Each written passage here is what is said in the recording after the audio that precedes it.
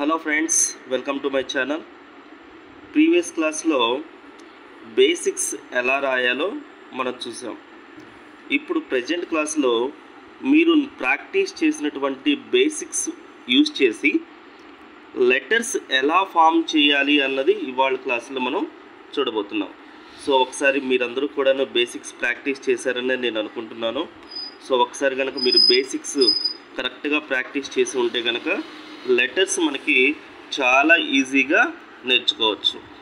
So regular pattern మెథడ్లో కాకుండా ఒక స్పెషల్ ప్యాటర్న్ మెథడ్లో ఇవాళ మనం లెటర్స్ అనేవి నేర్చుకోబోతున్నాం. అంటే జనరల్గా A to Z లెటర్స్ అనేవి కాకుండా సో స్ట్రోక్స్ యూజ్ చేసి మనం ఒకే సిమిలర్ ప్యాటర్న్ ఉండేటువంటి వాటిని మనం ఎలా నేర్చుకోవచ్చు అనేది చూద్దాం. సో దానికోసం అని చెప్పేసి ప్రజెంట్ ఇవాళ మనం ఒక 3 స్ట్రోక్స్ అనేవి మనం చూడబోతున్నాము. సో ఇప్పుడు 3 టైప్స్ ఆఫ్ స్ట్రోక్స్ యూజ్ చేసి లెటర్స్ ఎలా ఫామ్ చేస్తామో చూద్దాం ఒకసారి. So this is the second stroke. ఈ రెండింటి కాంబినేషన్లో ఇంకొక స్ట్రోక్ అనేది మనం ప్రాక్టీస్ చేసాం. సో ఈ 3 స్ట్రోక్స్ అనేవి నిన్న మనం ప్రాక్టీస్ చేసాము. సో వీటిని ఉపయోగించి లెటర్స్ ఎలా రాయాలన్నది మనం చూద్దాం ఇవాళ. So first I'm taking the stroke. ఇక్కడి నుంచి స్లాంట్లీని ఇలా తీసుకొని ఇలా డౌన్ చేయండి హుక్ లాగా. సో ఆర్ అనే ఒక లెటర్ అనేది ఫామ్ అయిపోయింది. సో నిన్నట్లాగే మనం 3 టైమ్స్ అనేది మనం దీన్ని ప్రాక్టీస్ చేయాలి. సో 3 టైమ్స్ ఒక సెట్గా కన్సిడర్ చేసుకుంటూ మనము ఒక సెట్ లాగా కన్సిడర్ చేస్తూ ప్రాక్టీస్ చేసుకోవాల్సి ఉంటుంది. సో ఆర్ అనే లెటర్ మనం ఇప్పుడు ప్రాక్టీస్ చేస్తున్నాం. సో మీరు ఆర్ అనే లెటర్ని మీరు ప్రాక్టీస్ చేసిన తర్వాత దీని నుంచి ఎన్ అనే లెటర్ని మనం ప్రాక్టీస్ చేయొచ్చు. ఎలాగో చూడండి ఒకసారి. సో సేమ్ ఇదే స్ట్రక్చర్ని తీసుకుంటున్నాను. సో ఇక్కడ మీరు ఆర్కి రాసినట్టే రాసి ఇట్లా మళ్ళీ స్లాంట్కి ఇలా తీసుకొని రండి. ఎన్ అనే ఒక లెటర్ అనేది ఫామ్ అయిపోయింది. సో సేమ్ ఇది కూడా మనము 3 టైమ్స్ ఒక సెట్ లాగా కన్సిడర్ చేస్తూ మనం ప్రాక్టీస్ చేయవలసి ఉంటుంది. సో మీరు ఫస్ట్ ఆర్ అనేది ఇలా ప్రాక్టీస్ చేశారు. సో ఆర్ నుంచి ఎన్ అనేది ఇట్లా మనం ప్రాక్టీస్ చేయవచ్చు అనమాట. సో ఈ ఎన్ స్ట్రక్చర్ని ఎం లాగా ఎలా కన్వర్ట్ చేయొచ్చో చూడండి ఒకసారి. So same structure, so same strokes అనేవి రిపీటెడ్గా మనం రాస్తూ ఉంటే కనుక సో కంటిన్యూషన్ ప్రాక్టీస్ లాగా మనకి వచ్చేస్తుంది. సో మీకు రెగ్యులర్ ప్రాక్టీస్ ఏదైతే ఉందో దానికంటే ఇది మీకు ఎక్కువ పర్ఫెక్షన్ని ఖచ్చితంగా ఇస్తుంది. సో ఎందుకంటే ఒకే రకమైన స్ట్రోక్స్ మనం యూజ్ చేసి ఎప్పుడైతే ప్రాక్టీస్ చేయటం స్టార్ట్ చేస్తామో మనకి కంటిన్యూషన్ ప్రాక్టీస్ అనేది చక్కగా అలవాటైపోతుంది. సో ఇట్లా ఒక లైన్లో మీరు 3 సెట్స్గా తీసుకొని మీరు పేజ్ మొత్తం కనుక ప్రాక్టీస్ చేసినట్లయితే మీకు ఈ లెటర్స్ అనేవి చాలా ఈజీగా మీరు నేర్చుకోవచ్చు. సో ఇక్కడ ఈ స్ట్రోక్ని యూజ్ చేసి మనము వీటిని మనము ప్రాక్టీస్ చేసాము. సో ఇప్పుడు ప్రజెంట్ ఇక్కడ ఈ చివరి స్ట్రోక్ ఏదైతే ఉందో దాన్ని మనం ఒకసారి తీసుకొని ఎలా ప్రాక్టీస్ చేస్తుందో చూడండి. సో ఇప్పుడు నేను ఈ చివరి స్ట్రోక్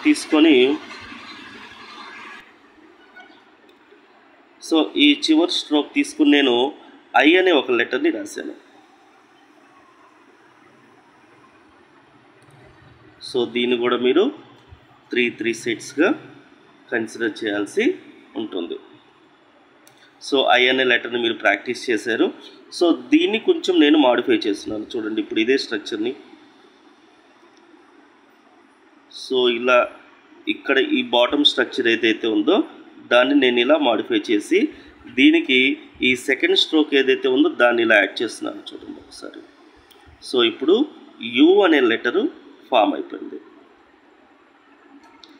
సో నేను మీకు ఖచ్చితంగా చెప్పగలనండి, మీరు రెగ్యులర్ ప్రాక్టీస్ ఇట్లా మీరు స్పెషల్ ప్యాటర్న్ మెథడ్లో కనుక మీరు ప్రాక్టీస్ చేసినట్లయితే రెగ్యులర్ టైం కంటే చాలా తక్కువ టైంలోనే మీరు చక్కగా మీరు నేర్చుకోవచ్చు. సో యు అనే ఒక లెటర్ని ఇప్పుడు మీరు ఫామ్ చేశారు. సో దీనికి కంటిన్యూషన్గా ఇంకొక లెటర్ అనేది మనం ఫామ్ చేయొచ్చు చూడండి. సో ఇప్పుడు సేమ్ ఇదే స్ట్రక్చర్ని నేను తీసుకుంటున్నాను. సో ఇప్పుడు దీనికి స్లాంట్ లైన్ యాడ్ చేస్తూ ఒక స్లీపింగ్ లైన్ జస్ట్ చిన్న హుక్ లాగా ఇట్లా కొంచెం అప్ చేయండి. సో ఇప్పుడు వై అనే లెటర్ అనేది మీకు ఫామ్ అయిపోయింది. సో సేమ్ ఇదే స్ట్రక్చర్, యూకి ఏదైతే స్ట్రక్చర్ వాడామో సో ఇక్కడ ఇది కామన్ షేప్ అండి. సో ఇక్కడ ఈ కామన్ షేప్కి మనం ఎక్స్టెన్షన్ చేస్తూ ఇట్లా కొంచెం తీసుకొస్తున్నాం. సో వై అనే లెటర్ మీకు ఫామ్ అయిపోయింది. ఓకే, సో ఇలా మీరు లెటర్స్ మీరు కంటిన్యూషన్ ప్రాక్టీస్లో చేయవచ్చు. సో ఇక్కడ కనుక మీరు గమనించినట్లయితే కనుక ఒకసారి మీరు చూడండి, ఇక్కడ ట్రయాంగిల్ షేప్లో కార్నర్ స్పేసెస్ అనేవి మీకు ఫామ్ అవుతుంటాయి. సో ట్రయాంగిల్ షేప్లో మీకు కార్నర్ స్పేసెస్ అంటే ఒక కార్నర్లో స్పేసెస్ అనేవి ఉంటాయి. సో ట్రయాంగిల్ షేప్లో మీకు ఫామ్ అవుతూ ఉంటాయి. సో అక్కడ యూకి వచ్చేసరికల్లా మీకు బాటంలో కార్నర్ షేప్ అనేది ట్రయాంగిల్ షేప్లో ఫామ్ అయింది, అట్లానే వైకి కూడా. సో ఇట్లా మీకు కార్నర్ స్పేసెస్ మీరు ఫామ్ అయ్యేటట్టు మీరు చక్కగా ప్రాక్టీస్ చేయండి. సో వీటిని చిన్న చిన్న పాయింట్స్ అండి, ఇవి మీరు చాలా అబ్జర్వ్ చేస్తూ రాయాలి. సో ఇప్పుడు వై అనేది రాసామండి. సో వై నుంచి ఇప్పుడు జే అనే లెటర్ చూడండి. సో ఫస్ట్ ఒక చిన్న స్లాంట్ లైన్ తీసుకోండి. సో ఇక్కడ వైకి ఇక్కడ ఎక్స్టెన్షన్ ఉంది కదా, సేమ్ అదే స్ట్రక్చర్ని ఇలా తీసుకొని ఇలా రాయండి.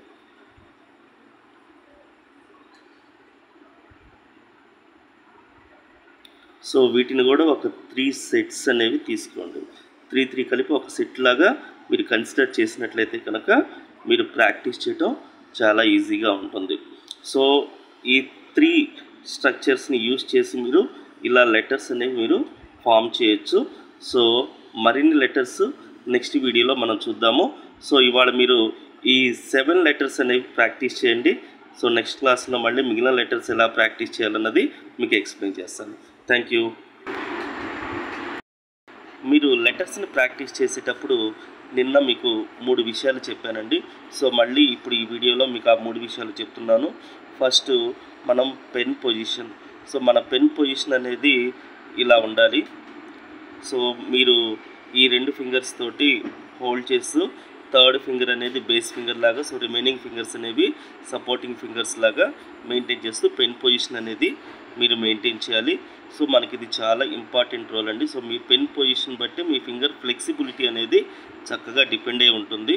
సో అట్లానే మీ బుక్ పొజిషన్. సో చూడండి, మీరు వీడియోలో కనుక చూసినట్లయితే కనుక నా బుక్ అనేది స్లాంట్గా ఉంది. సో నా హ్యాండ్ పొజిషన్కి ప్యారలల్గా నేను బుక్ పొజిషన్ అనేది నేను మెయింటైన్ చేస్తున్నాను. అలాగే సిట్టింగ్ పొజిషన్. సో మీరు ఎప్పుడైనా సరే నేర్చుకోవాలి అనుకుంటే మీ సిట్టింగ్ పొజిషన్ అనేది చాలా ఇంపార్టెంట్ అండి. మీ బాడీని బెండ్ చేయకుండా కేవలం హెడ్ మాత్రమే బెండ్ చేస్తూ నీట్గా చక్కగా రాయండి. సో ఏదైనా డౌట్స్ ఉంటే కనుక కామెంట్ చేయండి, లైక్ చేయండి, షేర్ చేయండి. Thank you.